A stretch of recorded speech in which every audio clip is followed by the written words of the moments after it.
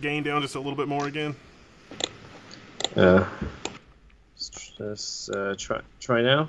Yeah, that's good. Keep it there. Like, Okay. yeah, that's good. Yep. Oh no. Are we live? We're live. See, this is cool though because YouTube has a thing where we can trim off the swill from the beginning, but it's going to take probably a couple hours for it to process, and so somebody's going to be like, they didn't remember to trim the swill off the beginning. If you can hear us, just say shillelagh in the chat. How do you pronounce shillelagh? How do you spell shillelagh? It's I don't know. Shillelagh just brings back memories of Saints Row. Around shillelagh. Well, we could have the keyword, the safe word is onomatopoeia. Red. Well, I'm joined today by Dr. Ian Cutress, and we're going to talk about a whole bunch of processors that launched today. I mean, the 10980 launched today, but also there was the 14 core and the 12 core and the 10 core. Those also launched from Intel. Technically, Intel launched more processors today than AMD. They won't tell you in a press release though. I think that might have been a last minute decision. It's like, we don't need a press release for this. It's probably fine. Well, I mean, it's if we want to cover this topic first off the bat, because technically it was the first that was launched, right? They had planned for Intel had never said what date it was coming out at. They just said November, and then we found out that it was 25th of November, 9 a.m. Eastern. 9 a.m. Eastern is typically the time when processors get launched. And then, you got an email and I got an email over the weekend saying embargo has been brought up 6 hours, and it's 3 a.m. Eastern. I'm not going to get up early. I mean, I know YouTube's got the scheduling thing, but it's like, I'm not going to get up early. It's it's because AMD has said the 25th, and they had also said 9 a.m. I wasn't prepared to launch a review at that time without having both sets of Intel and AMD results, because you would have had to have analyzed the Intel CPU under the proviso of not having knowledge of the AMD hardware. So it's over at Nantech, we just posted a news post that said, "Hey, this has come out, but you're gonna have to wait for the review." I don't think there were any retailers open to buy it either, or to update their inventory to be like, hey, it's available, you can buy it now. Amazon Australia, maybe. Oh, wow. Yeah, I mean, possibly. Although, I was noticing some of the Australian YouTubers, like Hardware Unboxed, they had trouble getting a sample, apparently, from Intel Australia, which is very surprising. Well, I mean, maybe. It's the whole concept of regional PR, dealing with press teams in different regions. I mean, you're lucky in the sense that based in the US, you deal with the US PR team, and for most companies, that just happens to be the headquarters PR team. Dealing with US PR teams, and I'm not just saying Intel. This goes across the industry. If you're in a non-headquarters location, sometimes that can be difficult. For example, they might only have three products to send out to reviewers in that region. Or they don't know when it's coming out, and chances are, as press, you're even more informed about launch dates and pricing than the regional PR team. Yeah. But yeah, no, I can see that, and Australia's just particularly difficult because it's off in the bottom right of the map somewhere. No one cares about Australia. They'll get the leftovers once everybody else is done. It's fine. It's completely fine. No, I'm just kidding. That's not how it is. At twice the price. I know Australia's pricing is a bit weird. Yeah, I mean, it could be worse. Still, though, I mean, when is the last time people have been this excited for a computer microprocessor launch? I mean, this just seems crazy to me. I mean, the nerdy side of it is like, yeah, we always get excited, but like it seems like the whole world is watching at this point. It's weird because I can't remember a time when we've had two major processor launches on the same day. And I've been covering since all the way back from Sandy Bridge, which some of my contemporaries who have been going back further than that are going to go, it's just Sandy Bridge. But this I would argue that the first Ryzen launch, or even that Sandy Bridge launch over Nehalem, was bigger in terms of putting stuff out into the market, whereas for those people who actually make money and require workstations and amortize the cost of the hardware into their business, today was a big day because it essentially defines the next 12 to 18 months of computing. Yeah, I would definitely agree with that. Did you see the case studies on the Terminator movie and like what they were able to do with the creative workload and that kind of thing? It was legit mind blowing.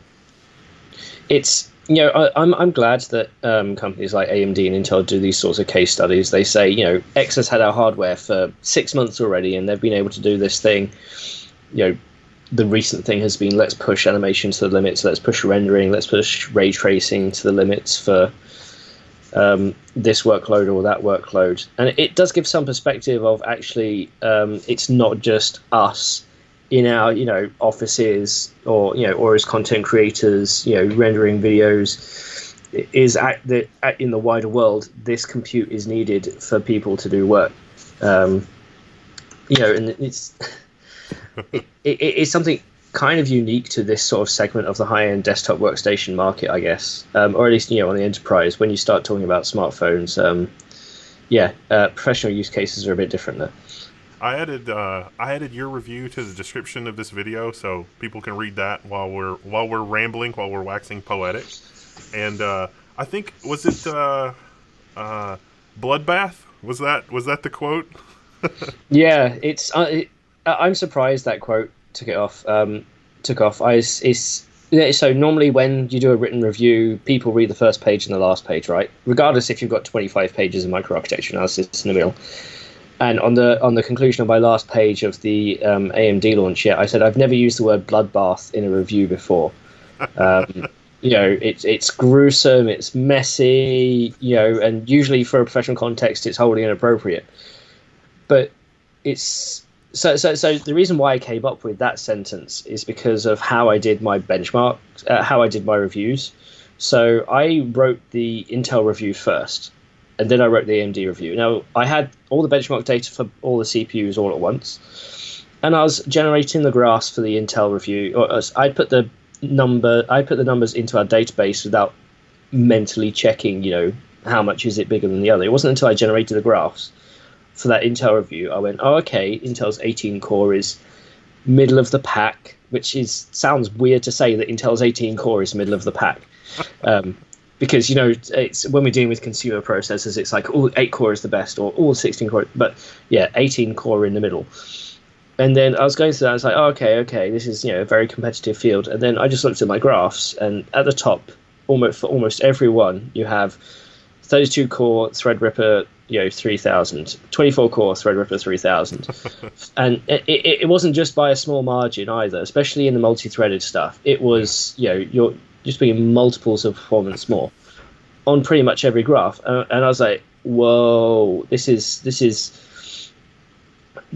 a defining moment in high performance computing for consumers, for workstations. You're not excited enough, because this is history in the making. I mean, it's the thing that I used in my review was the single biggest generational leap in 10 years.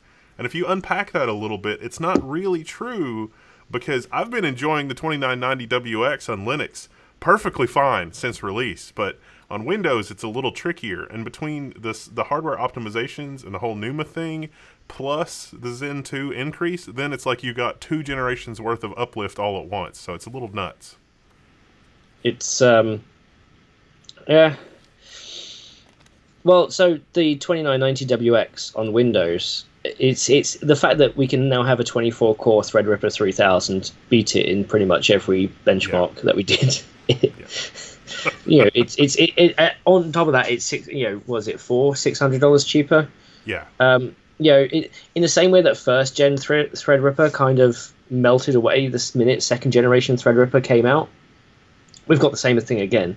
Yeah. The only point at which somebody wants a second gen Threadripper at this point is if they're cheap on a deal, or they want to enter AMD's high-end desktop space for something less than $1,400. Well, I think the 2950X is still so the local micro center. I was able to procure a 24 core, a 32 core, and a 3950X. I was able to procure one of each at retail, which was like kind of a big deal. Although I feel a little bit bad because there wasn't like, truckloads of processors at Micro Center, and there were a lot of people super interested in these processors at Micro. I was surprised at the number of people that were trying to buy a 3970. That were just there. The store opened an hour early, local computer store. But it's a pretty big chain mostly on like the eastern seaboard and of the U.S. And there were a lot of people interested in that $2,000 processor. And I don't think they had enough, but they had a fair number of processors on hand, like 15 to 20, I think, which is not bad because the greater metro population around that computer store is probably like 4 or 5 million people, something like that. So I think they sold everything. Everything is gone. There's no more inventory of anything, and it's encouraging to see people that excited about a CPU, but it's even more encouraging to see this much of a performance uplift, whatever the cause. Not just engineering, but tweaks under the hood that are not there wasn't really anything wrong with the cores. It was just everything else plus the software. And so to me, it's like AMD's like, all right, the software is not going to be optimized yet. Fine, we'll deal with that in hardware, and now everything's fine. It's one of the elements to my review I addressed is because I know people are going to complain about the price. AMD now moving their high-end desktop stack starting at $1,400. It's for the longest time.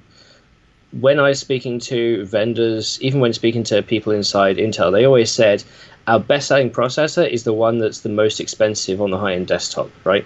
Whether that was the $1,000 6-core, 8-core, 10-core, when it was a $2,000 10-core, the 18-core, those are always the best sellers. Now, when AMD launched Threadripper in the high-end desktop space, that wasn't always the case for AMD. A lot of people liked that sort of 1950X. A lot of people like the 2950X, and not everybody went for like the 2990WX. I've got a feeling that because of the performance uplift this time around, AMD is going to have trouble stocking enough 32 core parts. Yeah, I would definitely. Agree with that. We already know that AMD is trying to selling every chip they make on the EPYC side. There are questions about the quality to the chiplets in the enterprise EPYC stuff versus the Threadripper stuff, and we could go on about that, but it would all be a lot of hearsay and conjecture. But I've got this $2,000 part based on the performance for the people who need it, with this now a new unified memory architecture that makes it a lot easier to work with, and a lot of power now going directly to the cores rather than dealing with Infinity Fabric. It's going to fly off the shelves, and I guess we should talk about the teaser that AMD provided. The 64 core. Well, before you get to the 64 core, I think you went for it too in your testing, the W3175, and this is a relatively obscure processor. We both saw it at Computex in 2018. Overclocked to 5 gigahertz with a chiller. Yeah, over 1 horsepower of cooling.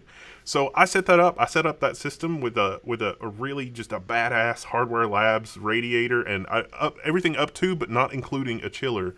And the particular chip that I have is a slightly newer stepping. It has some hardware mitigations, and it's surprisingly power efficient. So I think they've tweaked it a little bit. I can do 4.8 on up to like 10 cores, 8 to 10 cores, something like that.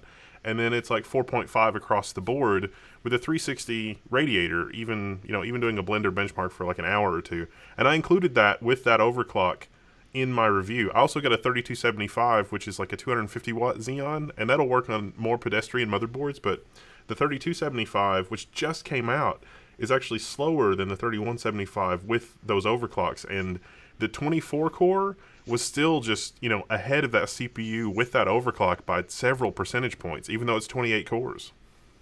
And the power differential being substantial. The power differential was more than 1,000 watt CPU or power supply could keep up with. Yes, but if we just power is no problem. It's whatever. It's fine. I just want to see how fast it runs. That's the beauty of an enterprise chip, right? It's AMD has got enterprise chips at 280 watts. Intel is now going up to 400, and GPUs can go 300, 400, 500, 600.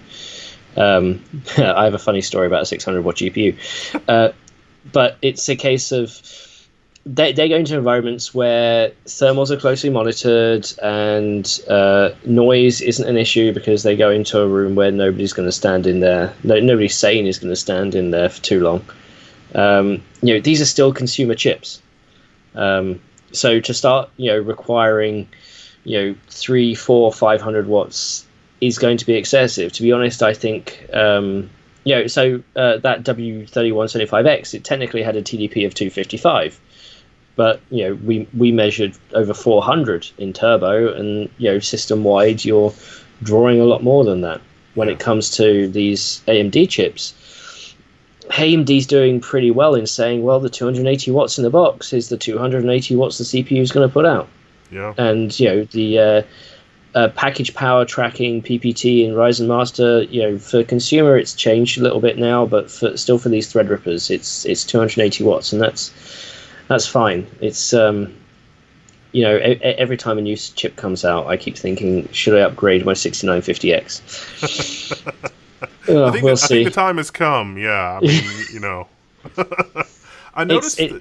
Well, I don't know if you noticed it, but I noticed that the 24 core does do a little better with boosts in a lot of workloads with the same cooling and the same setup and everything, owing to the fact that I think it's got the same power envelope as the 32 core and probably roughly equal chiplets. I mean, there's definitely a difference in chiplets between the 3900X and the 3950X. It's shocking how much lower the voltage is on the 3950X versus the 3900X, going from 6 to 8 cores a chiplet. But I didn't observe that with the 24 to 32 core.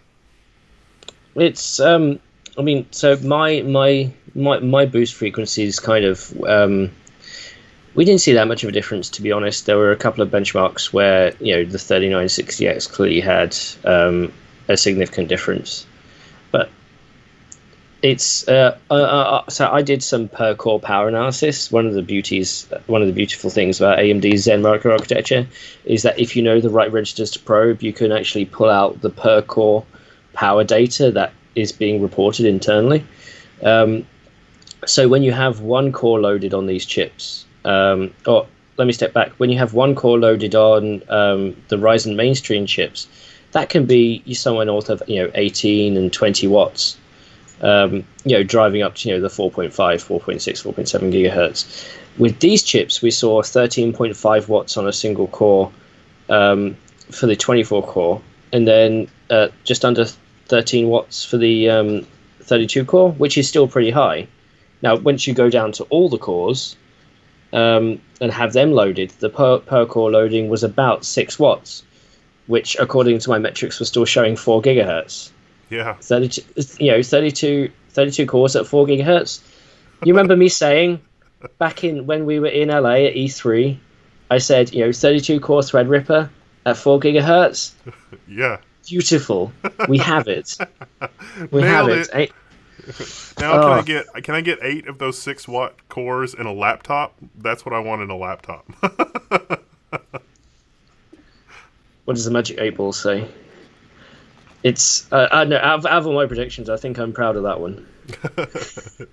It is amazing that AMD was able to pull this off in such spectacular fashion. I mean, the horsepower was there on the 2990. It's just that a lot of applications couldn't take advantage of it. I mean, 7-zip is not significantly different between Windows and Linux. Indigo as a benchmark is not, or as a renderer, is not significantly different between Windows and Linux, but obviously one of those code paths has a lot more optimization than the other. And now there's no consideration for that. It's the code path that has been most optimized over the last 10 years is active no matter which brand of processor you have. Though, in saying that, don't forget Intel has 10 times as many software engineers than AMD. Yeah, that's true. It's still, 7 to 10x the size of the company, so we say that Intel has, they don't necessarily have an answer to this, which is just a function of the paradigm they've been following for a while, and AMD by virtue of being backed into a corner, has had to come up with something innovative in order to come out, and it's just so happened that it's worked. Intel's gonna end up doubling down on efforts for software optimization. I mean, Yeah. you could tell that the minute Ryzen came out, Blender and Povray both got a fresh injection of optimizations from both companies because they know that this is what's going to be in the future. Yeah, I definitely would agree with that. Although we've got a new microarchitecture coming in Zen 3 that's also going to have a lot of lessons learned incorporated in it. I don't know, honestly don't know which is going to be better for the long term, thinking about just the inertia of all the programs out there. I mean, the software optimizations are a big part of it, and they're a lot easier. But in terms of like platform optimization, if AMD can move this fast, that's got to help them. AMD has to put these bets in place 3 to 5 years in advance, right? It's the amount of time they spent, cultivating Zen in such a way. Intel's going to do the same. Hiring people like Jim Keller, Raj Kaduri, Murthy Rendutin-Chala means that they're going to have innovation in spades. The only question is whether they can execute on manufacturing technology. Yeah. So your guess is as good as mine on that one.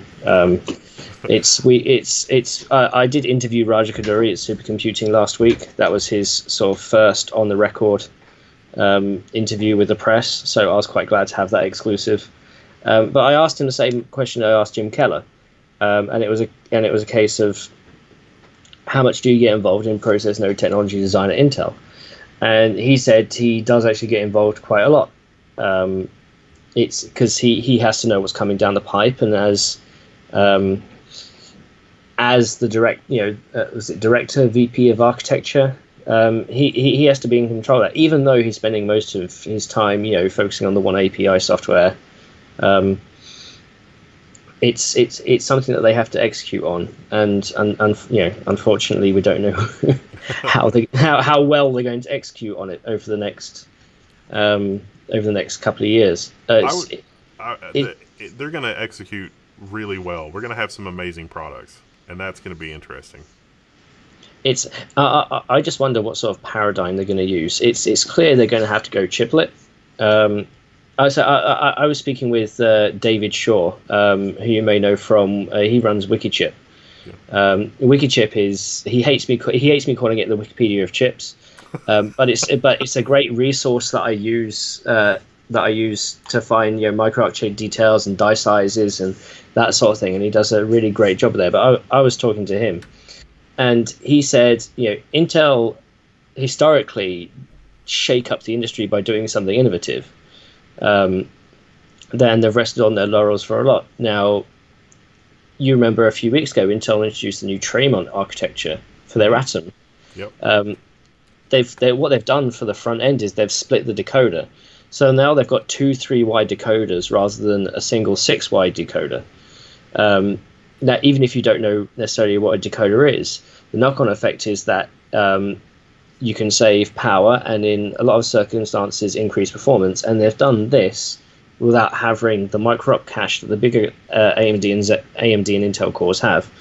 And there's a trade-off for performance, and there's going to be some software optimizations to deal with that in the future. They can do these things. It's just a question of what do they have in the pipe and how tied are they to process. Yeah. In the meantime, we've got AMD saying, hey, Zen 3, yeah, that's going to be good. I actually haven't. I interviewed Mark Papermaster last week at Supercomputing. I've still got to write that interview up. But I put it to him, based on what Forrest Norrod, the head of the enterprise section, said about Zen 3 and new architecture and performance uplift. He kind of stayed along the same lines as what Forrest said.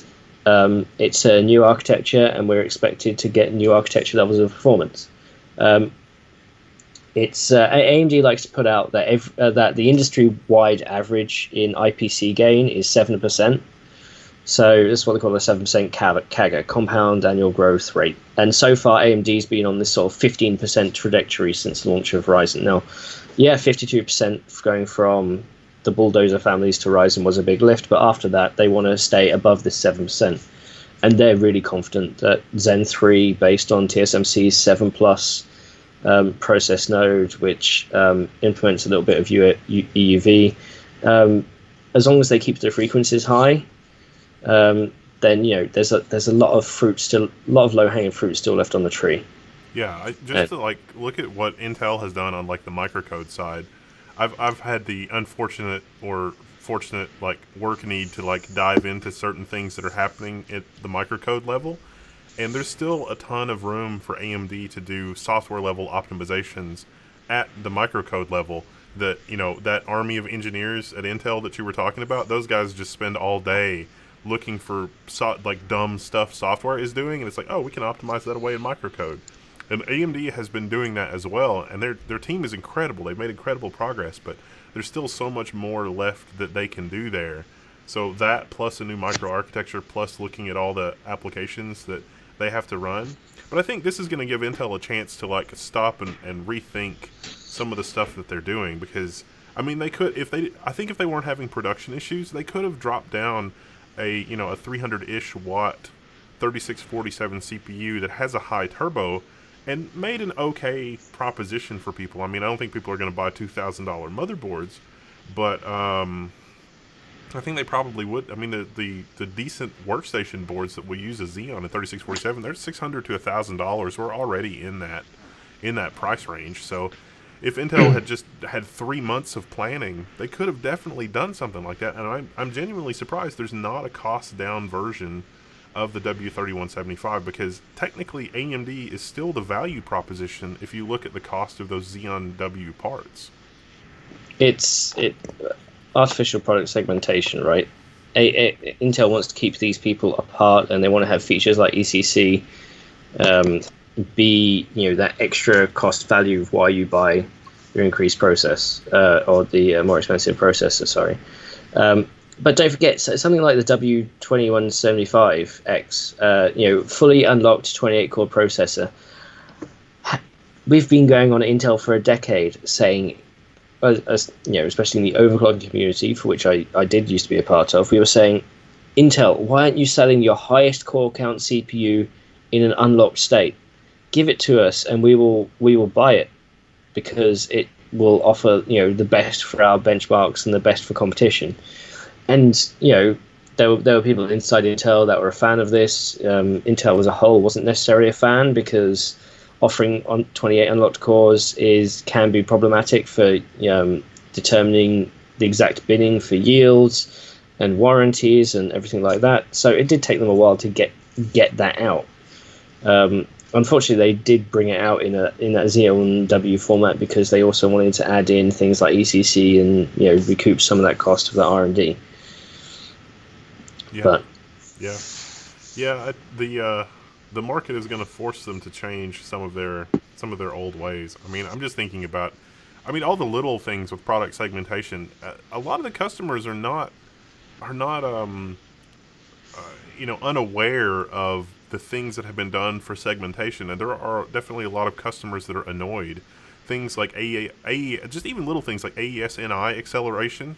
It's like, well, you can get that on some of the high-end, low-end parts and some of the very high-end parts, but the parts in the middle, no, it's all been disabled on the parts in the middle. And it's like, why did you do that? And it's like, well, it's because there's this vertical market of people that are buying these for quasi-embedded purposes. Kind of like ECC support on the i3. For a while, it didn't really matter, and then it was like, okay, we've got support on the Atom, some of the Atoms, or not Atoms, but some of the lower cost processors, and then the i3, but not the i5 or the i7. And it's like, but it's the same silicon. Why are you doing this? And so I think a lot of customers are just super annoyed by that, and to not have, there's nothing that's disabled in silicon, pretty much. I mean, that's not universally true, but mostly true on the AMD products. That is a bit refreshing. Intel still has most of the market, right? They still have control, despite who has the best product. So they're going to do what they're going to have to do to keep revenue increasing.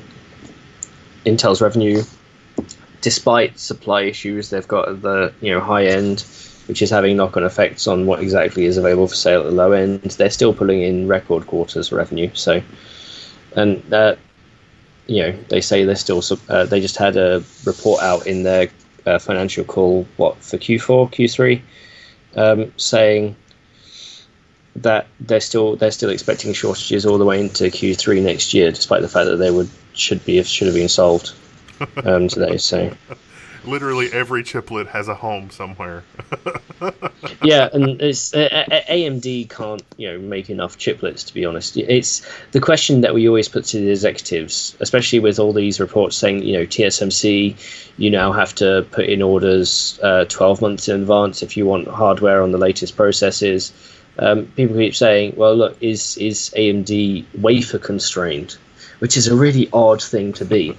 But we are in a situation where they don't have their own foundries. They have to go manufacture their chips with other people. And every time we ask the executives, are you wafer constrained? Are you supply constrained? And the answer they say is no. We underestimate demand, which kind of sounds like the same thing. But the thing is, TSMC for 7 nanometer, this year you've typically had to order your chips at least 3 months in advance, along with having all the masks done. As long as you have everything else done, then you're looking at a 3-month lead time for silicon. Well, if it's moving to 12 months, then we're going to have to get used to what's in the market as consumers, staying like that for a long time. Now, I mean, as a journalist reporting on this hardware, as long as it means I don't have 2 simultaneous launches on the same day, that's fine. Yeah, that was not a good idea. Somebody should not have done that. But it's well, I considered there was one other possibility, and that is this global process that AMD has is not just the foundry process. There's also the binning, and I don't think the foundry has anything to do with binning, right? They're just going to ship the wafers somewhere else. So that's I think happening in like Dresden, Germany is one of the places that happens. Maybe I'm not 100% sure about that, but that process could also be some of the constraint, like the tooling necessary to set that up. It's easy to imagine that is perhaps approaching the level of complexity of the foundry, given that the foundry is basically fully automated. And it's easy to imagine that that's maybe not as automated a process as it should be.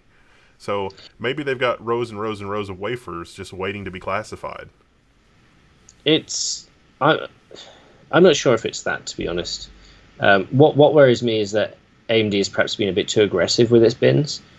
I mean, obviously you get a general sense of the process, and you say, okay, well, 20% of the chiplets can go into high-end stuff, and 60% of the chiplets can go into mid-range stuff, and then the rest has maybe got a defect or two and it can go into low-end stuff. I wonder if the demand for AMD sales, if we say take a 20-60-20 split, is such that 40% of people want the high-end stuff, and that's where the capacity constraint comes from, right? Because they've been so aggressive with their binning by saying the 3950X has to be at 4.7 gigahertz. If they said, oh, well, it only has to be 4.5 gigahertz, then more chiplets would qualify.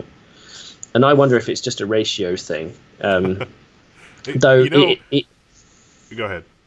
I was going to say, in the past, when AMD had this, they ended up with a ton of mid-range stock that they couldn't shift before the next generation on their GPUs. So you remember when all the GPUs were building up, and they couldn't sell them for love nor money. And then crypto happened. Yeah, well, that was good, but then bad, but then good again, but then ultimately worse. Maybe that's some of the weathering. That mechanism that you're describing, it could also work the other way, in that let's say that you get a wafer, and if it's binning much better than expected, it's like, oh crap, these chiplets could go into our higher margin parts, and we don't know what the demand is going to be for our higher margin parts. Let's just reserve all of these chiplets that are actually binning higher than we expect for our higher end parts, and just make them as fast as we can. Then that could lead to those sorts of supply issues, because it's like, well, let's just hang on to the good ones and tell TSMC to get their rear end gear, and we can deal with like lower quality. We just need more. So I don't know. Well, I mean, one of the prevailing opinions is that any chiplet that passes the EPIC test get sold as an EPYC because AMD just has so much demand for the EPYCs. We've had people. Was it these one of the C-level executives at HPE said earlier in the year, we can't get enough Intel CPUs, so why don't you buy our AMD systems? Incidentally, at Supercomputing, HPE's booth was completely sponsored by Intel. I'm sure that has nothing to do with it. I have a funny anecdote about that if you remind me. I have an industry story to share there that I should not share, but go on.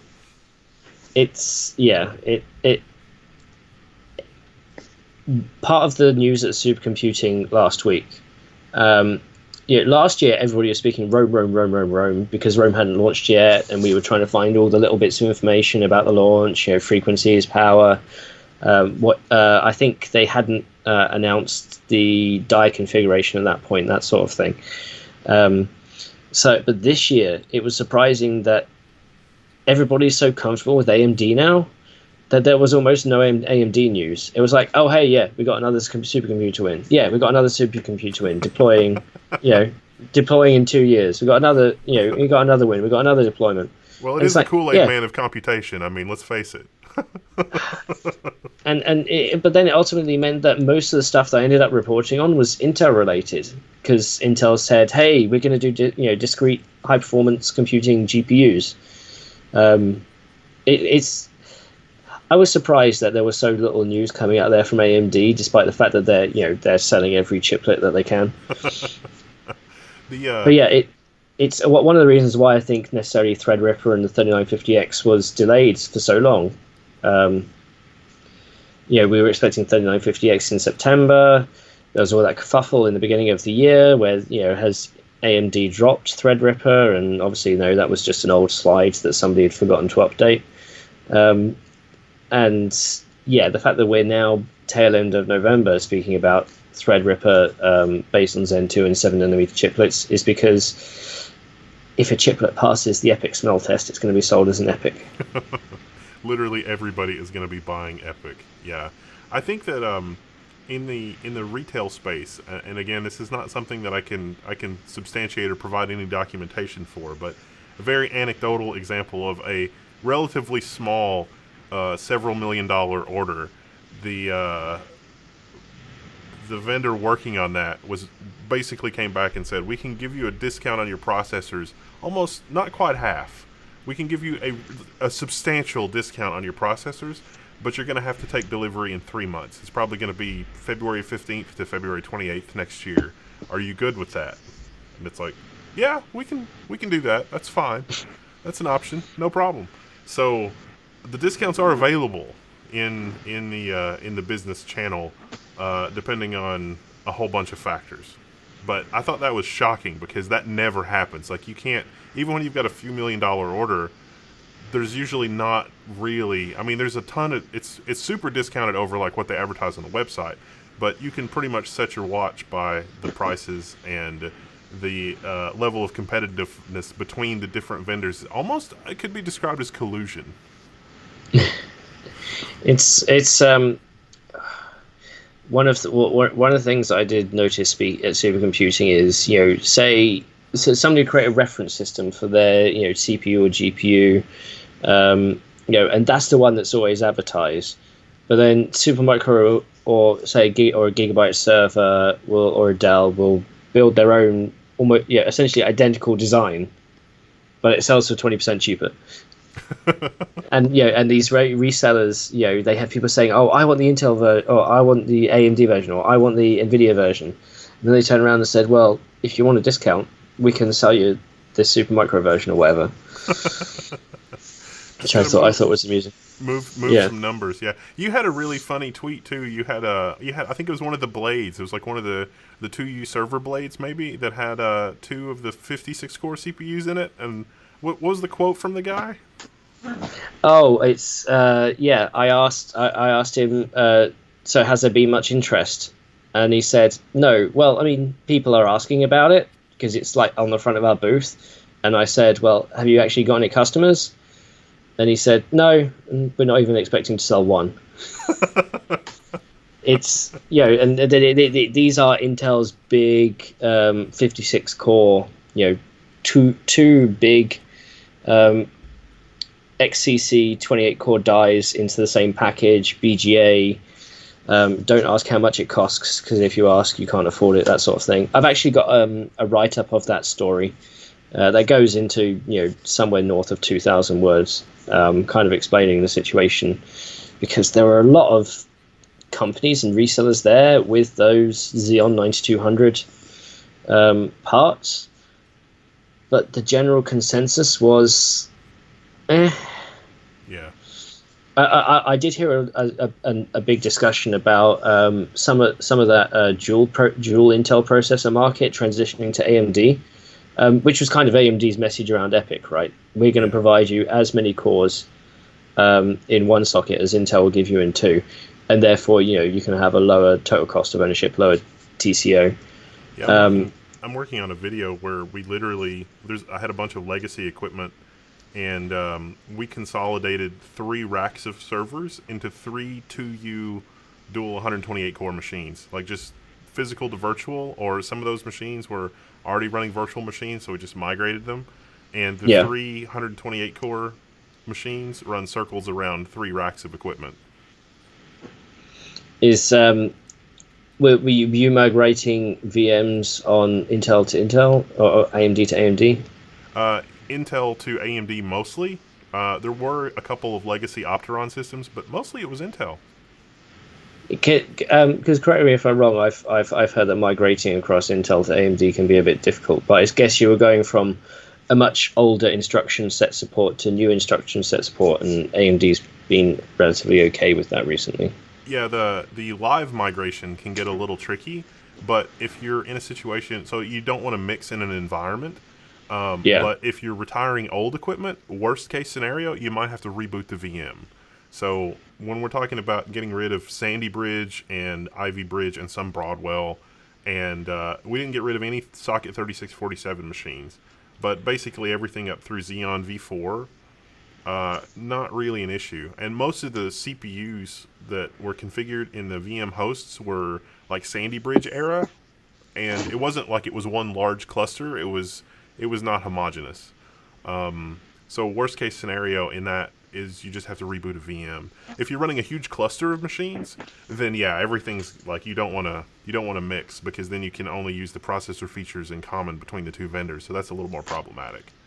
So that is basically a wholesale migration of a whole bunch of machines to just 3, a cluster of 3 machines, which is like the smallest VMware cluster you can do, and it still outperforms the 3 racks, which is crazy.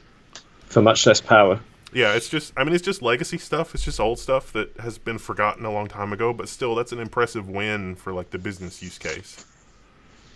It's I tell you what's going to make that a lot more difficult as we go on is so one thing that somebody reminded me of at Supercomputing last week is that the x86 patents expire next year. So all the 32-bit, all the 64-bit, up to AVX2. Now, I'm not sure if AVX2 is included or not, but this means that somebody can come along and create an x86 CPU and doesn't need the patents. That could get interesting. Could you imagine living in this x86 world if we had 6 or 7 people? We did actually see a new x86 CPU be announced from VIA at Supercomputing. It's an 8-core with an AVX 512 unit. Oh, that actually sounds really interesting. It is, and they were showing it at a different event to Supercomputing, which is really weird because that's the kind of market they were going for. The way I understand it is that they were looping the AVX 512 units together, so it acts like a big 4096-bit wide design. So yeah, it's what their first proper new CPU in 12 to 15 years. just at the time for the patents to expire, because it would have been useful a while ago. It's like, wait, didn't you build this before the patents expired? Shh. I have a slide deck and I need to go through it. But yeah, that was kind of interesting. But that just I wonder what Intel and AMD would do if we had more players in this space. Yeah, yeah, that is something interesting to think about. What do you think? How do you think the 64 core is going to shake up or shape up in terms of performance and scaling and power budget and those kinds of things come January? Because it seems like those would be the best of the best, like the very best chiplets. Because the supply there that may But be it's problematic. um. So just to clarify, I wasn't told January. I was just told 2020. Were you actually told January 2020 it would be coming out? I thought it was, early 2020, so maybe January. I don't know. It's yeah. I wonder about that. So with that announcement, because we'd done already the per core power analysis. I extrapolated some data of that, and I figured out that we can get about 3 watts per core power when it's fully loaded on the 64 core, which would translate into about low to mid 3 gigahertz frequency if every core was loaded. So take for example 3.4 gigahertz, which 64 cores at 3.4 gigahertz, sure, that'd be fine. Yeah, Turns out, that's and a turns out, 7742. well, no, it turns out AMD already do a 280 watt 64 core part for the high 7H. performance computing space, the Yeah. 7H12, Mm. and that has a low 3 point something gigahertz turbo or base. I can't remember which, but yeah, it's essentially the consumer version of that. Now, the 7702P, the highest performance single socket AMD Rome processor retails for just under $5,000, I think.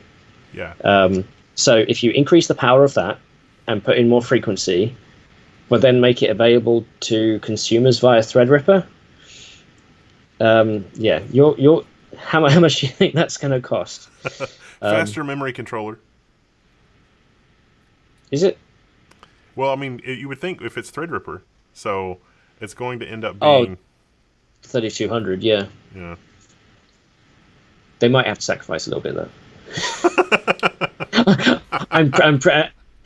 I'm pretty sure that's a reasonable sacrifice to make. I But noticed on the boards that I had that, like, the 280 watt TDP, but it was they were all sort of like clawing at that limit, so it was like 286 or 293 or whatever, and that was down to running the memory at 3600 instead of 3200. Because like when I set the memory to 3200, it's like 279.13 watts. Interesting. yeah, it's well, like I say, it's the way we can measure power on the CPUs due to AMD's internal metrics. We get a full package power, which is normally what your TDP is meant to roughly come to. Don't hate me on that. And then you also have we can also determine the total power coming from the cores, which if you subtract the cores from the package, what you're left with is Infinity Fabric, PCIe lanes, and memory controllers. The one thing that the 64 core will do is double the amount of Infinity Fabric links on the chip, right? Because we'll be going from 4 chiplets to 8 chiplets. So there will be some power drain there from the overall budget, which means there'll be less power overall per core for the cores. But it still seems substantial enough to go above 3 gigahertz, which is going to be fun. Though it's completely nuts. I do yeah, have I do have some 7742s that I've been playing with, and Windows is more unstable than a moose on rollerblades with that many cores. Linux, of course, is a dream. Windows got some problems. it's I understand that at least the consumer Windows versions have issues when you go above a certain thread count. Maybe it's just a case of having to. Is there a workstation version of Windows, or was that somebody being jokey? I don't know. I'm quite tired. No, there definitely is a workstation version of Windows. It's the workstation version will support 4 NUMA nodes. It's like the data center version or the Windows Server or Data Center or any of those, because Windows 10 Pro only does 2 NUMA nodes. But the 64 core, I guess technically you can operate it in 4 nodes per socket if you want. And you can do that with Threadripper as well. The motherboards I've tested so far have the configuration option in the UEFI for if you want to run it in 2 nodes per socket or 4 nodes per socket, which corresponds roughly to 1 node per chiplet, which is pretty cool, actually. You'll get a little bit better memory latency and all that kind of stuff. But Windows will split. When you've got more than 64 threads in a processor group, it will create another processor group and then balance the threads evenly. So this is a really sort of interesting situation you get into with like Intel CPUs that have more than 64 threads theoretically, like the 56 core, because it's not actually balanced across the way that it is physically in the chip. So there's definitely some very odd things there. I've actually gotten better performance disabling the multi-thread capability, so that I just have 128 threads, or 128 threads, not 256 threads, so that 1 thread per core. Windows seems to manage that a lot better in 2 NUMA nodes versus having 4 processor groups with 64 threads each. Yeah, I remember seeing the same thing with Xeon Phi. The 72 cores and 4 threads per core. And each core was as powerful as a 1.2 gigahertz Atom, but with an AVX512 unit. Yeah, that wasn't a system you could use as a daily. It was, yeah. Oh no, I had one problem with that, where for a little while, everything was going fine, and then some reason it would only the Windows would only recognize 52 cores for whatever reason, even though it was a 72 core part. So I kept checking the BIOS to see if there was something wrong with that, or no. Windows Workstation probably would have solved you there, because what happened was it probably created more than 2 processor groups, and then Windows 10 was just nope. You only get 2 processor groups on Windows 10 Pro. So Workstation or Server would give you up to 4 processor groups. That might be it. I technically still have it, just for legacy reasons. Yeah, you have a lot more of that kind of stuff than I do. It's a lot of fun to play with, but there's only so many hours of the day. Well, it's a case of I want to take it and just put it up on my wall at some point. I think for Christmas I'm going to ask for a Xeon Phi add-in card, just so I can have it on the shelf.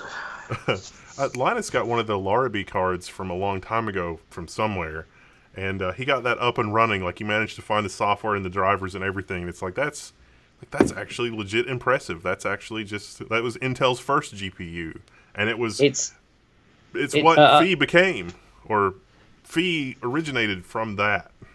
So. I thought he got it. I thought he got the drivers, but it didn't work. I think they got it up and running, or at least they made it look like they did in the video. So I don't know. Might have been movie magic. I thought they got Windows to boot and for it to be recognized as a PCI device, but nothing happened. I think maybe. I thought they got it like Quake or something to play, but maybe not, because the whole card was like, let's design it for Quake, and it turns out that John Carmack is just an insane genius, and so nobody actually builds games the way that he built Quake, and so that was perhaps not the best software example around which to design hardware. An insane rich genius now. There you go.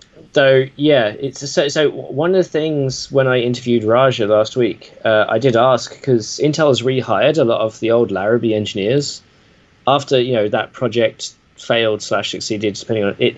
It failed to do what it was originally designed to do, but it exceeded in producing a product for a particular market.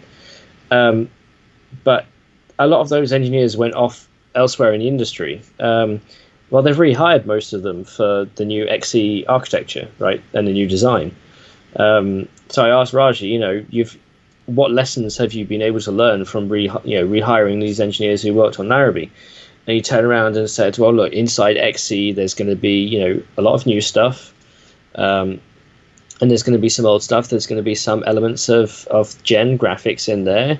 There's going to be some of the learnings we took from the Larrabee stuff there.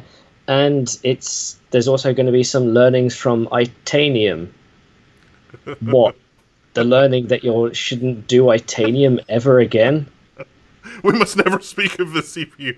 No, there was so the Itanium was a little bit of a turd, but the Itanium 2 was actually not bad. It was pretty decent.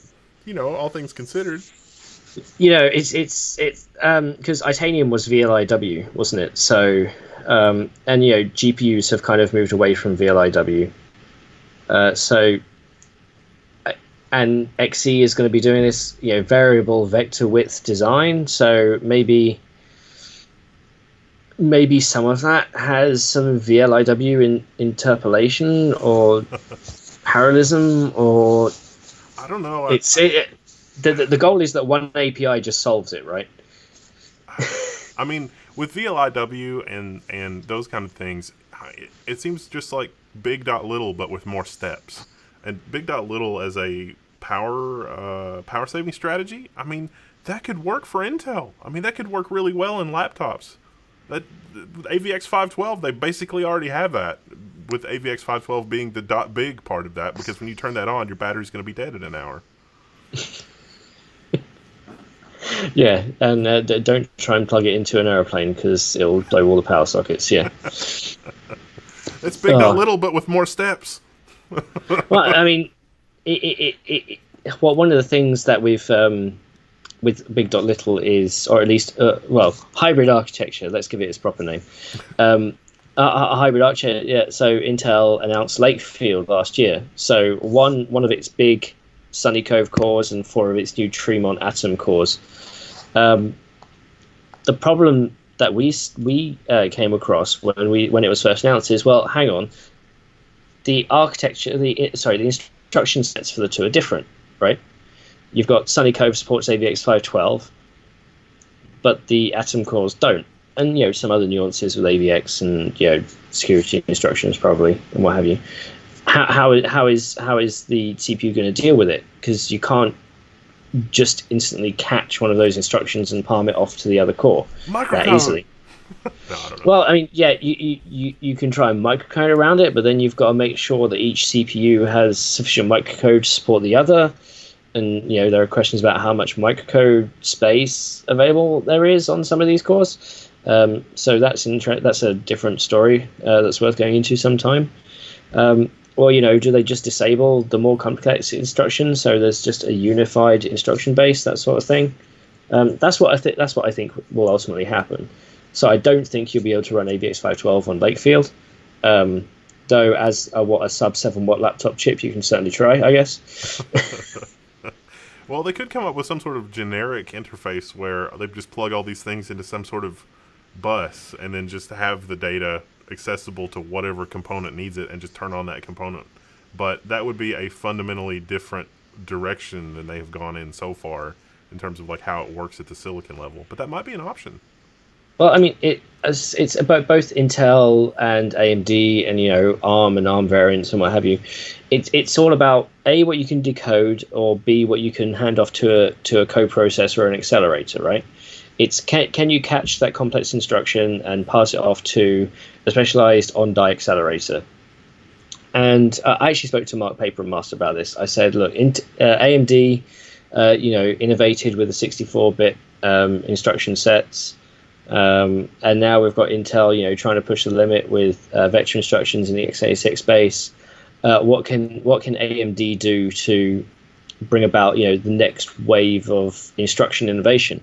He turned around and said, so they're doing that. We have the platform skill processor, and they're doing things like SVE that Intel doesn't do, and they have dash support and things like that. And the innovations on the Intel side aren't necessarily going to be directly instruction set related, because they are things like security and SVE and being able to support however many thousands of private keys and what have you. But he did say if the industry does adopt specific extensions like RD-RANDs and RD-seeds, these sorts of things, then they will add them in future architectures. But it sounds like AMD is going to go off in that route of supplying things to the side of instructions. Yeah, I think the thing that surprised me the most with I think it was the E3 event that we were at, was the talk about, or maybe it was I forget where it was, but it was adding the instructions for noisy neighbor virtual machines in Zen 2, Yeah. and that was very finger on the pulse of the industry. So they had to have been working with VMware and like Amazon and Microsoft type customers for a very long time. It's like, hey, this is a common problem that we face as hyperscalers, and AMD was like, all right, no problem, but here you go, and it's the industry standard instructions. It's something that Intel supported since Broadwell's Eons, I think, and they made a big fuss back then about, we're going to have support on these hypervisors, so you can enable it for these VMs, and you can do dynamic priority shifting, and what have you. It's basic RAS plus QoS at the hypervisor level. Yeah. It's something that AMD had to do, right? If they want to play in the hyperscaler space, in the cloud space, this is the sort of thing they're going to have to do. Yeah, and they've done it. Yeah, they really have. And the whole encrypted memory and the encrypted memory key thing as an insurance policy against any weaknesses that are discovered in the silicon implementation. I mean, if you think about it in that regard, Intel was overdue for a new microarchitecture some time ago, because the landscape of these things has changed a lot in the last 10 years. One thing we should probably talk about is all the new Intel vulnerabilities that were announced just over a week ago. 77 vulnerabilities. Most of them fairly innocuous. If you're a malicious programmer, sort of thing. Normal programmers shouldn't come against some of this sort of stuff. But the one that particularly caught the eye was jumping instructions crossing a cache line boundary. Yeah. Being a potential exploit, and I think for Michael Larrabee at Phoronix, he got early wind of this, and he was able to test with and without the issue, and then with software that had been recompiled to get around the issue to bring back performance. And in some benchmarks, he saw a sizable 7 to 15% decrease in performance, perhaps a bit more. And then with the recompiled code to get around it, that turns the performance difference into a sub 3% for a lot of workloads. The thing is, AMD hasn't had to deal with these, partly because they're immune to a good number, but the other is a lot of people in the world use Intel, and Intel has a wide attack surface. If for every 100 people looking for malicious instructions in the x86 architecture, 98 are looking at Intel and 2 are looking at AMD, you're going to find more on Intel. Yeah. So it's going to be interesting if that ever pivots, because now these security researchers know a lot more about what's going on. I think that's a foregone conclusion, but that's also the really interesting thing about the encrypted memory is that now the hill to climb for that is a lot higher. There were a lot of computer scientists that were kind of critical of what Intel was doing with SGX. They were like, well, this approach is fundamentally flawed, but we don't have any proof of concept code that this isn't going to work, so okay, maybe. And then, here we are with SGX, and it's fundamentally flawed. But I think that the encrypted memory stuff from AMD has survived some scrutiny, some academic scrutiny so far.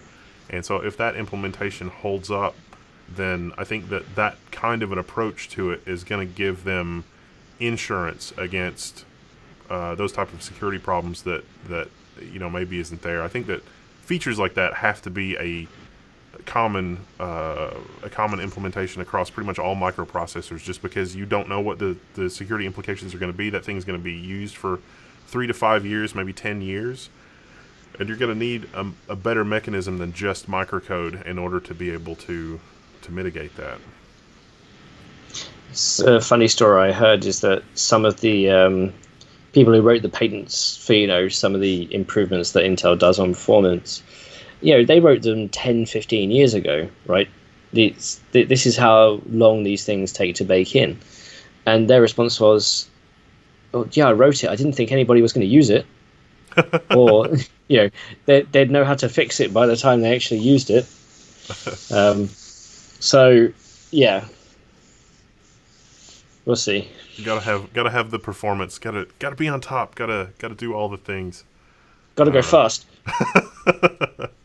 It is exciting though, and I'm sure that Intel is going to come up with something really incredible, and even things like timing attacks. I don't think that like the whole being able to read stuff from TPM. This is not a CPU vulnerability, but being able to figure out what the key is inside a TPM chip based on how long it takes it to do the computation, because you know if something was cached or not. That's incredible. That's just crazy. It's. I remember seeing talks on YouTube 4 or 5 years ago, right before this whole Spectre Meltdown thing came up, where you can have two VMs that are technically isolated if they have access to similar parts of memory, or not even that, even if they're locked out of similar parts of memory, as long as they can at least request access to the memory, even if it gets denied, they can exchange information with each other. So say you have one VM that writes to a cache line so it's full. Then you have another VM who knows what cache line to look for. They can try and access that cache line. Now, the speed of the request coming back is dependent on whether the cache line actually has data in it. So if it's fast, it's a 0 because it's empty, and if it's slow, it's a 1. And the idea is you can get two VMs to manipulate cache lines and request to essentially transfer data outside of a VM that's not got permission to talk to each other. So the example would be in your phone, if one app had access to the camera and your pictures and the other doesn't, but if both apps can probe the same cache line that both cores have access to, even though they're software separated, one app could get access to all your photos even though you've explicitly told it not to. And this was being discussed 5 years ago. So everything is terrible. Nothing is secure. we have to go back to single core, single threaded, just a massively parallel machine. Well, it's funny. AMD actually made that machine one of the best machines for density scaling VDI. Was this rack mount box that AMD made that was just a rack of APUs. It was like 50 or 60 APUs just in a 4U box, and it was like, here's your VDI box, and it's like, what sort of crazy horsepower? Have you got the dual 28 core in this thing? It's like, nope, it's just like 50 APUs. It's like two people share an APU, and it's like, well, that's one way to solve the problem. Oh, that's funny. But so speaking of single-core performance, I do want to touch on a company that came out of stealth last week, Nuvia. Oh, yeah. Or Nuvia. I don't know how to say that. No, I even spoke to an employee last week, and he said, well, I say this. And I said, that's not what I asked. But this is a company that's going to be attacking the server CPU space in 2 to 3 to plus years. It's made up of former Apple architects who designed the super wide mobile cores. It's full of previous Google architects who designed TPUs. And they've hired prominent people in the software industry. I think today they just announced they've opened an office in Austin. So they've got an office in the Bay Area, an office in Austin. Now, if you don't know Silicon Valley that well, the second Silicon Valley in the US is in Austin because AMD's there, Dell's there, I think even Samsung's there, and that sort of thing. So this company that's come out of stealth, they've got 50 million in Series A funding, and they're going after the server CPU space. Now, they haven't specified what computer architecture they're going to use. So technically, we don't know that yet. So the options could obviously be power if the x86 patents run out next year. It could be x86. It could be ARM. It could be some people have said RISC-V, which I like calling RISC-E, just because E is the fifth letter of the alphabet. I don't think it's going to be that, just because RISC-V is mainly focused in that sort of microcontroller, low performance ARM A series type stuff. Out of all of supercomputing, I saw one research paper that used RISC-V. So I don't think it's going to be RISC-V. It's probably going to be one of the other three, either x86, Open Power, or ARM. but they've got a solid foundation base of people, and I think it's well worth keeping our eyes open for that company.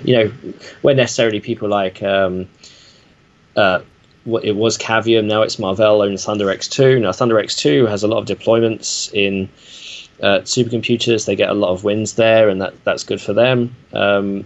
Ampere own the eMag ARM processors, though we don't really necessarily hear much about them. Huawei has the Kunpeng processors, for their enterprise market. Good luck getting details on them. Funny thing, they booked a booth at Supercomputing, and they paid for it, but they didn't attend. I wonder why. Huh. Well, I mean, US-China relations right now with Huawei is kind of tricky. Our suggestion is they bought the space and paid for it, because eventually when it does all get sorted out, they still want to be at the top for ordering spaces in future years. Oh, yeah. The minute you don't buy a premium space, you get to put to the bottom of the list. So, and Huawei has tons of money. It's our lives covering the server space are going to get a bit trickier. Yeah, and software optimization and all the testing, and I mean, I've tried to put together a few guides and how-tos with that 128-core dual-socket epic monster, and it's tricky. It's really hard because there's not really a lot that scales well there. I mean, if you look at the 32-core Threadripper, for things like Gromax, Gromax was like in the news a while back. The 32-core Threadripper is really seriously encroaching on a single 64-core epic, just owing to the higher clock speeds and lower memory latency. Just a question of memory support and total PCI lanes, I guess. Yeah. So you want to open it up to the floor and take questions from the unwashed masses? We've got about 1,400 people watching right now. Oh, I'm sure they're washed. So please tell me you're washed. Let's see. We've had some super chat people: Corbin, Bickel, Mark Tomlin, Andrew Cruz. Thank you. Too good. Ziggy J. Twice Ziggy J. Apparently YouTube gave him free money, and he's like, "Here, have free money." It's like, all right, whatever. SureLink, Scooz Pro, SureLink, and Nazareth Morgoth. And only one of these had a question, which was: is an Intel i3-8100 or an AMD something good for an entry-level gaming rig? How entry-level do you want to go? Because you get the Ryzen plus Vega. No, I know what this is in relation to. So I wrote a CPU guide just after 3950X launch, and people slammed me because in the $700 gaming PC, I gave two options, right? I gave the Ryzen 5 2600, which is a 6-core 12-thread part for $120, and the Core i3 8100, which is a 4-core part for $130. Ultimately, I expect most people to go to the Ryzen. There are still, some people who are Intel specifically only. Nobody ever got fired for buying Intel. The reason why I put the 8100 there rather than say the 9100 is because actually those low-end 9000 9th gen Intel CPUs can be kind of iffy in terms of actually stock and pricing in the US. I mean, to be honest, most of the I look at Newegg and I look at Amazon. I don't necessarily look at the Micro Center website. I don't necessarily look at Fry's. I don't necessarily look at others. So some people said, "Oh, there are plenty for sale here in Portugal." Okay, it's unfortunately I have to, consider where most of my market is. Yeah, but Micro Center is definitely a sort of a niche purchase. I had ordered I think it was the i5 9400F. I think that's the one. That my order was canceled twice from two different vendors because they were like, "This will be back in stock soon," and then it never was. It's I had some vouchers when I was in the US earlier this year, and I had enough to get the 9100, the 9100F, and the 9400F at a place called Central Computers in the Bay Area, and they had tons. Huh. It was it was fun. So well, see there, that again is a quasi local computer shop versus Newegg or Amazon or whatever. You got options. Oh, Bearded Hardware is here. He says we're slackers. Well, good job, Bearded Hardware. What are you working on? I mean, it's fun. I think he was calls asking everybody something suckers. about the W3175, but we tested that. We both did. We both have numbers for it. Although I think yours is Yeah. probably at stock, which is not super interesting. Yeah, it's so for people who don't know, I used to be involved in the extreme overclocking space. I do have the delight in saying I used to be the world's second best overclocker for 36 hours. I held that number 2 space where our good friend 8-Pack held number 1 and High Visman held number 3. So the UK had 1, 2, and 3 for 36 hours. That was fun. I've kind of left that behind now just because competitive overclocking has a good deal of politics in it. You also have to be quite rich to compete in it now. I mean, overclocking on itself is fun. Back when we can get 40% overclocks, I'm not necessarily when we're dealing with these new CPUs where we've got per core turbos are different based on what core you're running, and then power consumption's north of 400 watts, and my time is split so many ways these days. I've just decided that unless Athlon 3000G that came out last week, that's a cheap $50 processor that's an unlocked Athlon. Sure, let's overclock the snot out of that. Yeah. And I've got my guy Gavin who should be doing that. Gavin did our Threadripper 3000 benchmarks using some of my automated scripts. Ain't nobody got time for that. Yeah, but I met Gavin through extreme overclocking. I actually got my job at Anantech through extreme overclocking. So it's still a fundamental core of how I became a journalist and how I started covering this stuff. But personally, I think the extreme overclocking scene has got it's very different from how I remember it. It's not as fun anymore.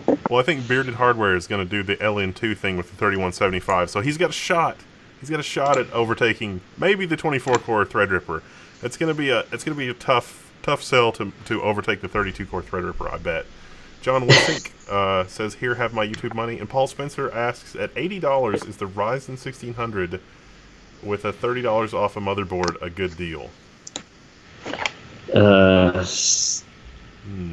At $80. So if you're going for full retail, $80 will get you either a good 3400G APU at discount, or you're looking at the Athlon 300GE or the 240GE. So the Ryzen 1600 is obviously better than both of those in terms of raw CPU performance. If you don't need integrated graphics, then yeah, sure. Kevin Spring says, "This stream is sponsored by Gamers Nexus." I will tell you that I bought a couple of 1300X and 1600 CPUs toward the end of production, like way late in the and overclocking them to 4.0 gigahertz and just keeping them there. They're still running at that was no problem. So I think they just got toward the end of production and were like, everybody gets a good chiplet. So that might be a thing. I don't know. PP Volto asks, "Can Global Foundries not use the cross-licensing from TSMC for its 7nm process?" Well, they would have to have the machines to do that, which is a lot of the cost. And so the reason why, a fundamental reason why Global Foundries stopped its 7nm process technology. Now, note that its 14nm was originally a cross-license with Samsung, right? Yeah. So one of Global Foundries' prominent investors is a company called Mubadala, who's based in the Middle East. Big oil company with lots of investments around the world.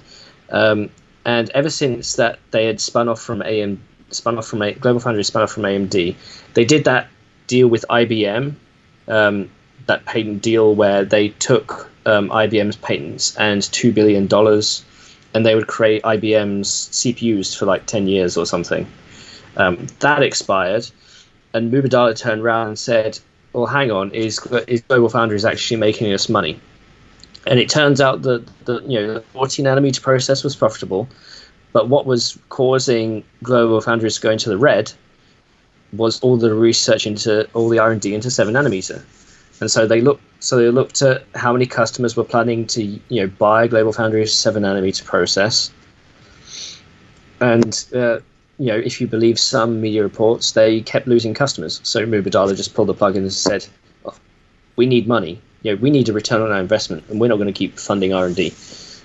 Interesting fact: Mubadala also owns a stake in AMD, and they also own a stake in Ferrari. So that's why the Ferrari Formula One car has an AMD logo at the front. And last year in China, we saw Lisa Su being interviewed by Martin Brundle on the grid, which I'm sure wasn't planned at all.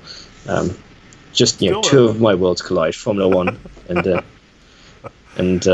AMD and stuff like that. So when you're spending that kind of money, it's a very small world. Yeah, it's. But no, I don't see Global Foundries dealing in 7nm for a while. Yeah, they've got a strong 14nm business. Their 22 FDX platform, which is plain as silicon and is designed for low power type stuff. That's going great guns. They're developing 12 FDX, which is their next generation of that. I believe that's based in Germany, I want to say. But even then, they're going on well with that, and they're focusing on things like implementing MRAM support for their FDX platform. So I don't see them being on the leading edge. I see more.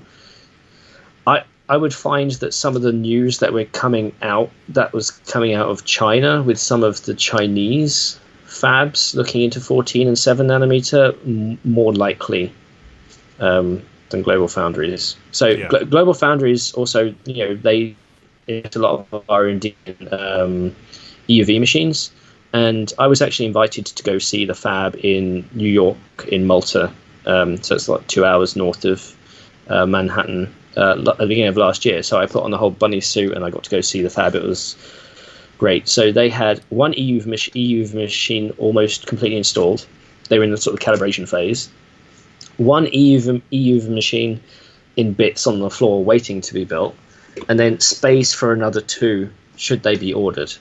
Well, they sold to the one that wasn't built. They sold the one that was already built. They had to dismantle it, and they sold it somewhere else. And I believe they even sold their the EUV machine they had in their R&D labs. The sort of one that they used just for R&D stuff. So yeah, I don't see Global Foundries going on. Well, they do have a license to print money, even with the 14nm process. I mean, it's not like, they can't buy second or third generation 7nm equipment 5 years from now, and they would still have a license to print money just because they've got all the other infrastructure to support the process. So, but yeah, I agree. I don't think that there's anybody that's going to do that.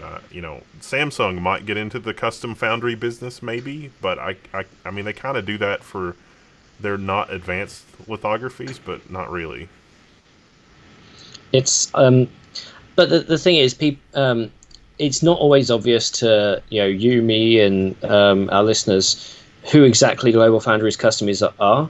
But if you look at new silicon developments, automotive silicon, some of the AI stuff that's built in Global Foundries, there's like 50 different AI startups playing with their own silicon right now, and a good portion of that will probably either be on Global Foundries 14 or older, 14 or 28nm, or they'll be on one of TSMC's older process nodes like 28nm or 14nm. Then there's also academic chips also going out.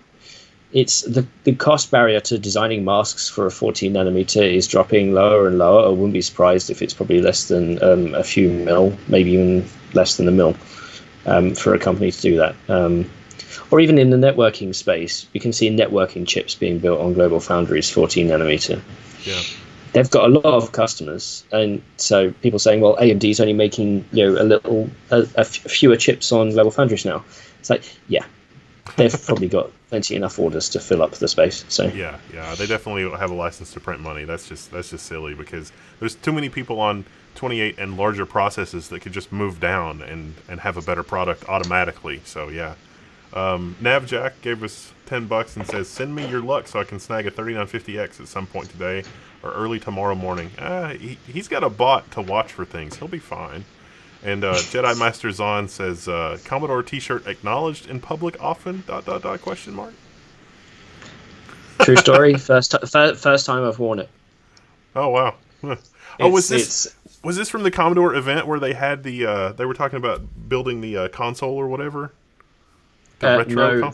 It said this is while I was in Eastern Europe going shopping in a mall, and I found it Oh. earlier this year. But I haven't worn it since. You may see this giant white wall behind me. That's because I'm planning to do perhaps my own video content in the future, so I'm stocking up on relevant T-shirts to wear on camera. Oh yeah, being one. Somebody in chat reminded me also that the Samsung licensed the GPU stuff from AMD, and they let go their Texas group that had been working on that kind of thing, although it was older technology and older processes. So Samsung let go a lot of CPU engineers, some of which may have been, maybe looking at jobs that companies may have already mentioned in this chat. The license for the GPU technology, I actually quizzed Mark Papermaster on this. I think I definitely spoken to somebody at AMD on this, and they turned around and said they're licensing a design, which makes it sound like the Thattic joint venture, right? Where they gave the Chinese joint venture an IP design for them to build, the Hygon, Sugon CPUs. So I think they might be doing something like that. It's I did ask him, does this open the door for AMD to optimize their designs for Samsung's foundry business? And Mark Pacemaster said, it's just a play. It's just an IP relationship. It's just a design relationship. It's not a manufacturing relationship. So I'd love to see micro Navi in a phone. That would be amazing.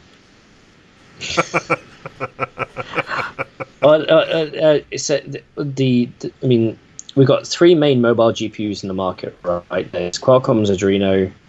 There's Apple doing its own thing, which may or may not be Power VR related, and then there's Mali. Mali has widespread use across most of the price range of smartphones.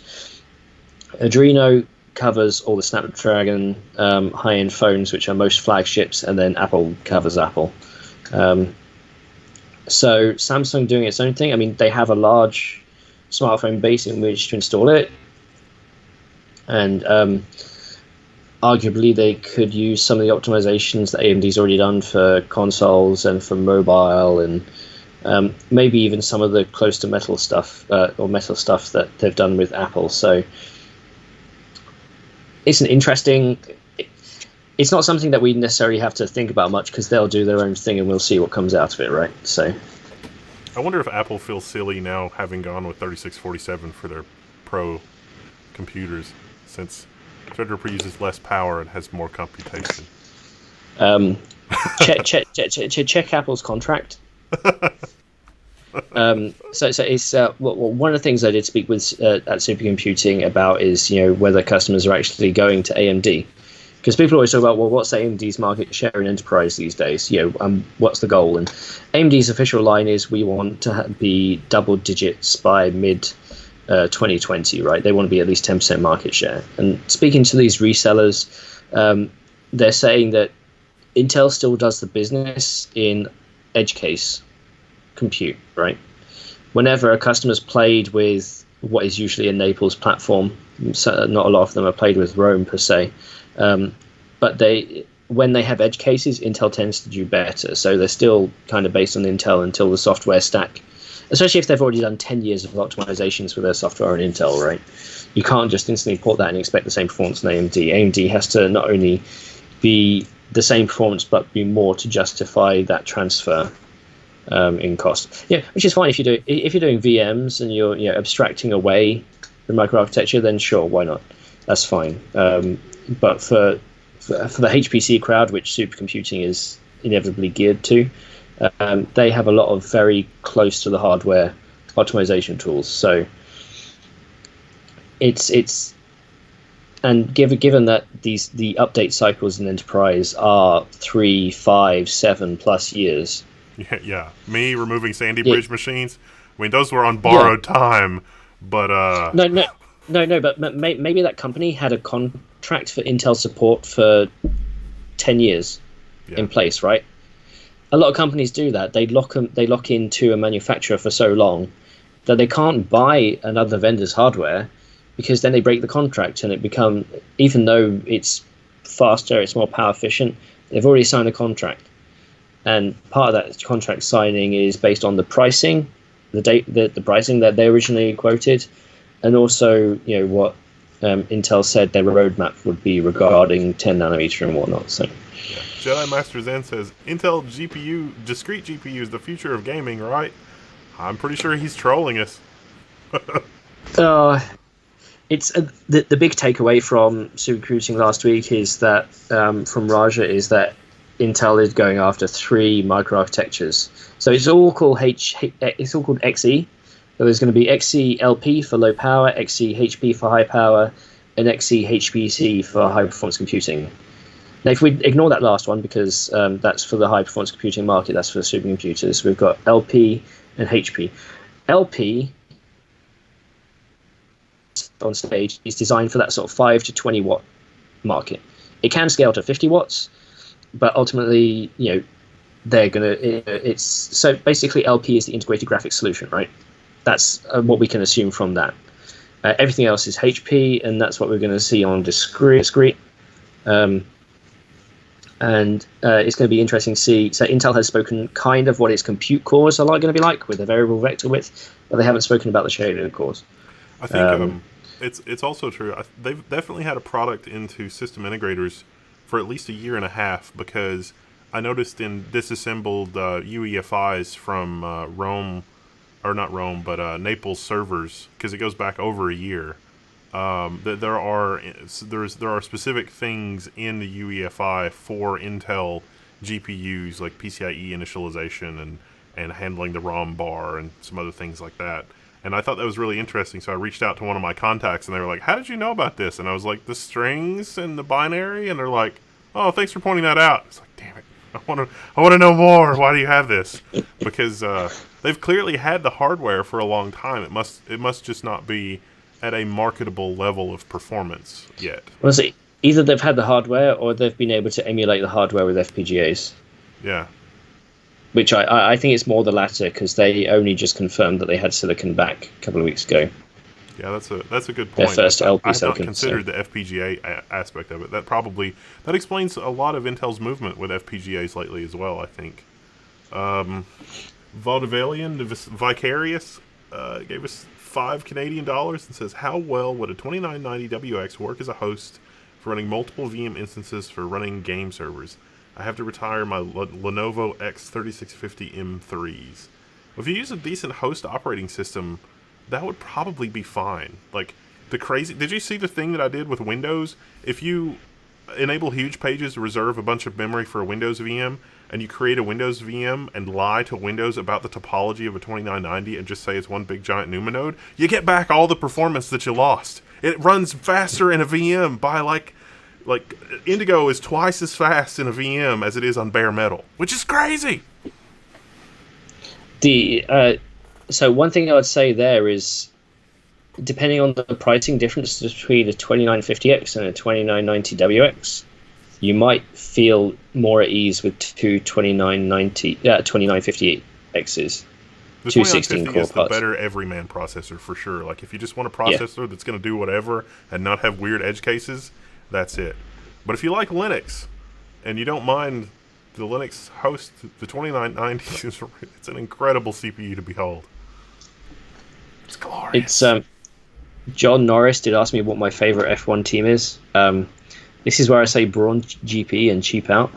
I'm British, so I always like the. It's good to see McLaren doing so well. I actually missed the last race and only caught the highlights, and I was like, "Dang, we need more of that." To be honest, at the minute, I think Albon and I'm going to choose British drivers, obviously. Albon and Russell seem like two very honest, hard-working individuals that I think should be at the top of the. give it a couple of years, and I think they should both be at the top of the grid. I'm also kind of peeved that Hulkenberg is out of contract and likely not going to be in F1 again. He really should have had a podium by now.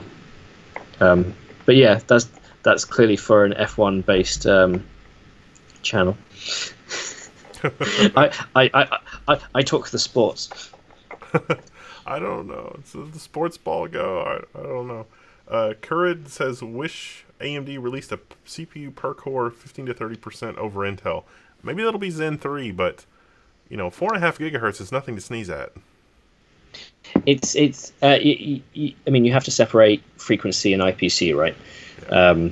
It's very easy to build a very high IPC part at a lower frequency because you can manage the timings better. Don't forget, Zen 3 will be AMD's second, moving into high performance x86 with a micro-op cache. It'll be their second major architecture. Intel's already had 5 or 6. So yeah. Mark Rose asks if we think there's any future for Power PC. I had a blast playing with the Power 9. Like the Power 9 open, that system, it was kind of beastly. It was a little temperamental, but it was pretty good. So Power and Open Power. They say I did meet with IBM last week. And they're quite happy. The only downside is that IBM's history is in really big chips. Yeah. And we're moving to a chiplet paradigm, so I don't think they're necessarily on the ball with that right now. They did announce earlier this year the Power 9 Advanced I/O chip. We even reported about it at Hot Chips. As far as I understand, that chip may have actually gotten the axe, which is a shame because there were new features. So they had a PCIe like interface that you could attach DRAM to, called OMI.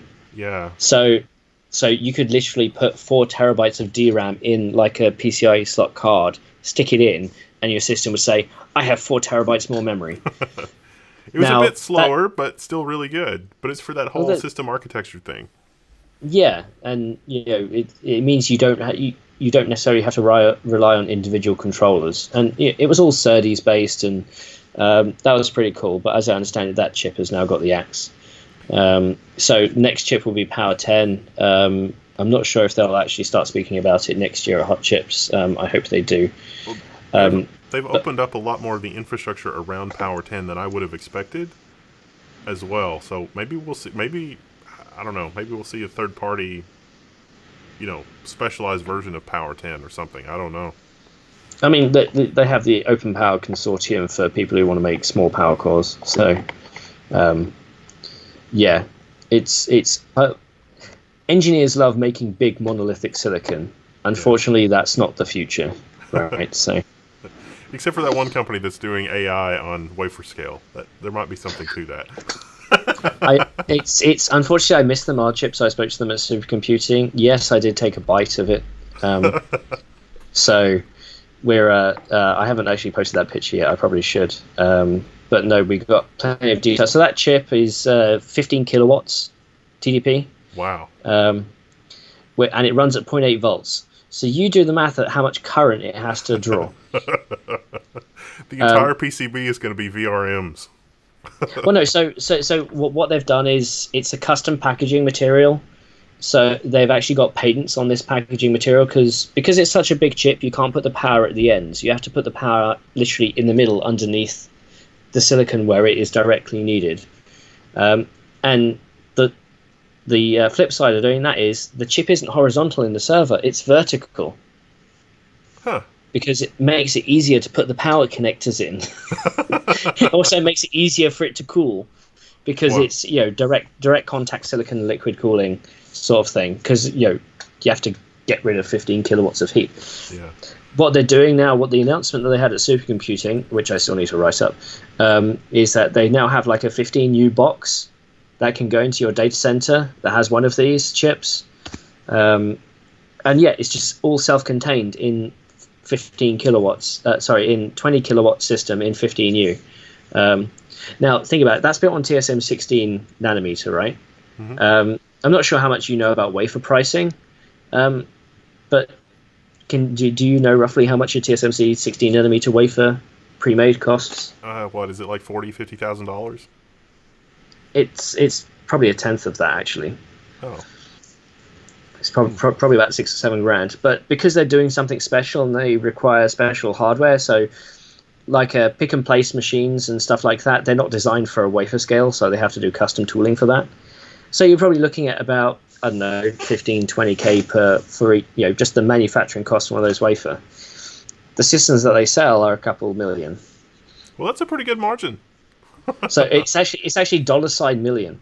So the tooling that they use to create the cooling and the case is actually all done in house. They don't outsource that. The only bit that they outsource is literally one of the cooling pipes with a fan on it. Well, that's not much of an outsource, and when they've got a bunch of customers, I have a feeling it's going to come back. Well, it's the front panel for the rack is a machined single block of aluminium. Well, they're just showing off there. I mean, it's insane. And the thing is, that company's had 100 million in seed funding.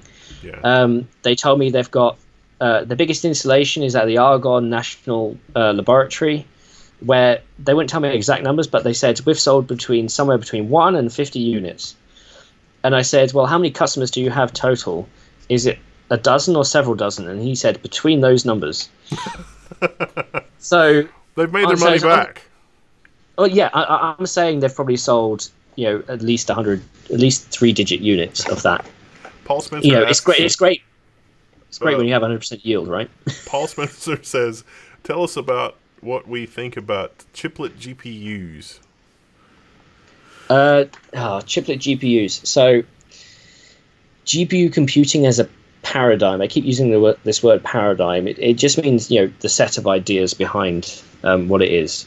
So, in a monolithic piece of silicon, it's easy because you can transfer data at high speed around to every part of the chip. And GPUs feed on memory bandwidth. You need the data as close to the GPU as possible. The problem with the chiplet design is that the chiplet-to-chiplet communication bandwidth and latency is a lot slower than an on-silicon die. This is why we have packaging technologies like interposer stacking, Foveros 3D stacking, even things like EMIB. The main point of these is to increase the bandwidth between two chiplets. Also, when you go off die, there's also a power adjustment because you're going through the balls of the package and what have you. So you're also consuming a lot more power per bit, and it's a lot slower. So the chiplet design has to get in order to get chiplets to work, you have to overcome those issues. So while you may have an internal chiplet bandwidth of say a terabyte a second, your off-chiplet bandwidth may only be 100 gigaseconds. Yeah. So you have to be able to build your architecture for that in mind. Now, faster connectivity protocols, things like CXL and cache coherency and things, and Foveros with XE, Foveros and then EMIB to HBM, and even Intel saying this Rambo cache that's going on between chiplets in order to help essentially stream the data through the chip. It's a tough problem to solve, and the question I put to Raj at the end of the day is, if you solve it in HPC, does that mean multi-GPU for graphics becomes a lot easier? The short answer is yes. The long answer is no. The long answer is you still have to get the software to work. And he said a lot of that is actually currently being solved by cloud computing, right? Yeah. By distributed gaming, when you've got multiple different GPU sources at variable latency and how you deal with that. So the paradigm chiplet for GPUs is the future, but it's difficult. I think if we see chiplet GPUs in the near future, it's going to be relatively limited, like only a couple of chiplets, and probably HBM in package. And that package is what you get for a GPU. But that actually opens up some possibilities. It's going to be a high cost part. I mean, yeah. NVIDIA sells $1,200 GPUs for a reason. They sell $6,000 Teslas for a reason. So Yeah. Joshua Prisman asks, how long realistically before Intel really competes on the desktop again? And also, the latest Agiza screwed up IOMMU on X470s, AMD taking Linux seriously. So I can answer the second part of that really succinctly, which is the latest Agiza fixes it again. But I'm not sure about fixing it on X470, but on X570, sanity has returned to IOMMU grouping for 1.0.0.4b with 3000 series Ryzen. It's good, and so Linux is actually working like super well. And there is a bug. There's a bug with Linux on the 3960 and the 3970, but the workaround is super easy. And there's a guide on the forum for how to patch your kernel to work around it, because it's a one-line bug that you have to fix in the kernel, or turn machine check exception checking off on the kernel at boot time, and it's fine. Or use an older kernel, but it's not like the RD Rand bug, which was fairly more serious. So that's good. Regarding Intel being competitive again, Intel can't keep churning out 14 nanometer. I made that very clear in my Cascade Lake X review. The thing is, if you ask Intel what the future holds, they've officially said we are bringing 10 nanometer to desktop. They haven't said in what form, when, how much, and in what configuration, which is somewhat of a problem. If you look at their roadmap, they say they are ramping up Ice Lake Xeon, that being the 10 nanometer parts for enterprise, in the second half of 2020.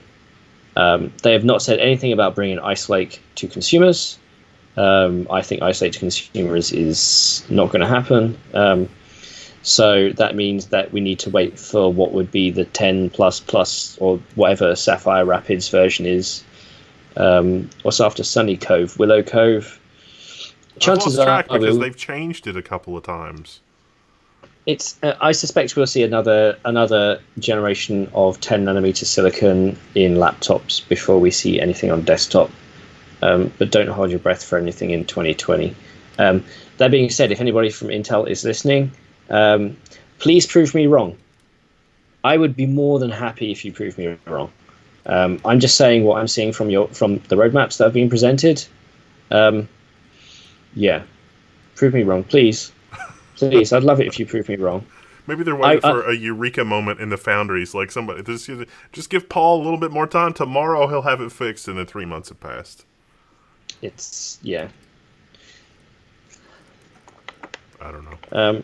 So somebody asked me, as an Englishman, were you a Spectrum, BBC Micro, or an Amstrad CPC fan? So, truth be told, I am actually aged 34 now, which means I was born in 85, which means I was a Commodore 64 person.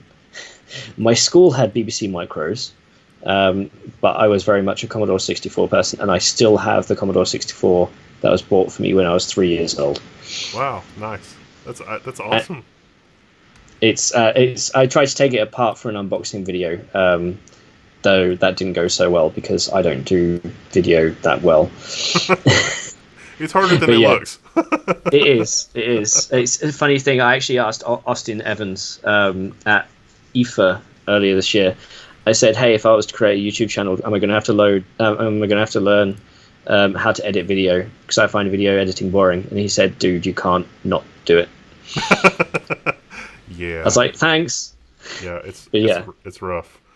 But yeah, well, you're welcome here anytime. I mean, I think everybody's had a good time on the live stream, and today's really exciting because today kind of is an historic moment in computing, because Intel is going to wake up. Like, it's the sleeping giant. It's not really sleeping, but there's a lot of supremely talented people in Intel, and they are going to, put their noses even harder to the grindstone, and they're going to come up with some incredible products in 1.5 to 3 years.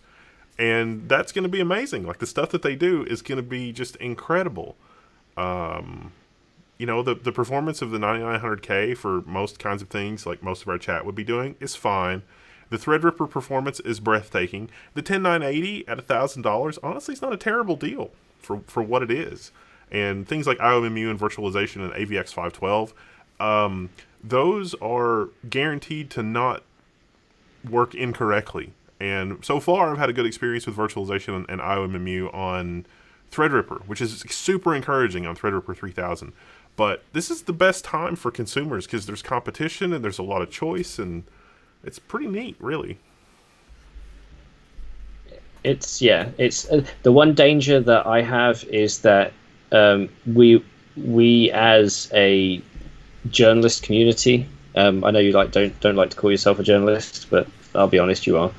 I like finding things. That's all. It's that we will not, because Intel will try and focus on the things that help promote it, right? So we won't necessarily be focusing more on what they're doing in the background, and it's what they're doing in the background which is going to define Intel's next decade. Yeah. Well, I think we can help move the conversation in more interesting and perhaps more academic directions, because a lot of people are not going to spend the time to dive into the minutia, where, you know, on the surface a lot of those arguments are compelling, and then you start to like dig a little deeper and take them apart, and then it's like, okay, this isn't actually useful for the end user, or this isn't actually useful because you actually get a regression here, or this leads to more product segmentation in that way. So I think we do a lot for keeping everybody honest about what sort of expectations they should have and how things work, and so that perhaps helps the industry. I'm driving them to do as much as possible, either by calling them out, or by pleading, or by threats, or I mean, depending on what week people call me a shill for either AMD or Intel. As long as equal people are calling me a shill for each company, I don't mind. But yeah, it's I don't have any. It's AMD has probably had more awards from me over the past 10 years than Intel has. But my home system is an Intel. My laptop's an Intel. My next system might be an AMD. I've supplied friends and family with AMD. Same on the GPU side. It's I want them all to do well, and I want them all to compete. And I guess more importantly, I want there to be a fair, honest, and competitive market. So when people are buying something, they're actually getting their money's worth. Yeah, I would definitely echo everything that you said, because I've got a little bit of every kind of hardware, and that gives you, if nothing else, it gives you perspective to understand what you have or what you don't have somewhere else, and that perspective is super, super useful, because without it, you don't really know which end is up, and you don't really know what sort of improvements need to be made for you to do whatever it is that you do a little bit better with technology. I mean, anything that gives you a little bit more time or makes your life a little bit easier is always a good thing. Especially if you can amortize the cost, which is what the launches today were about. So yeah. So this has been a quick chat. Thank you all for joining us, and we'll see you in the next stream. If you want to know where you can get me, I'm on Twitter at Ian Cutress. And there's a link to the article that you and Gavabon and at Gavabon is I didn't recognize the other name that was on the article. Andre. Okay. So the three of you worked together to produce this epic article of like 17 pages of stuff, and it's like long pages too, so there's like the drop down menu that has like 17 options, and each page, like if you were to print it, would probably be like 12 printed pages, so it's kind of a lot of information. So there's a link for that in the description in case you missed it, but there's a lot of stuff there. Don't forget to watch Windows videos as well. That's fine. See you guys. Thanks, Wendell. Thanks, everybody.